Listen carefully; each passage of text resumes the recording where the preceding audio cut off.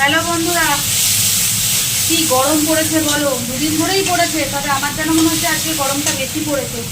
তো যাই হোক, সে গরম পড়ুক আর যাই পড়ুক, পেট তো আর সেই কথা শুনবে না। খিদে পাবে আর রান্না করতেই হবে, তাই না? এই খাওয়ার জন্যই তো সব কিছু, কাজ বলো রান্না বলো, সব তো এই পেটের জন্যই।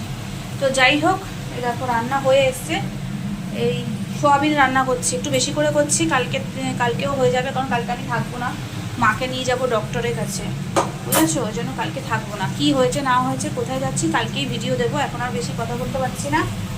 আর তার মধ্যে এই গরমে, যদিও সত্যি কথা বলতে আমার এইসব হয় না, হ্যাঁ বড়াই করছি না, আবার কখন কি হয়ে যাবে, তবুও আমি বলবো আমার হয় না, কারণ আমার স্কিনটা খুবই ভালো।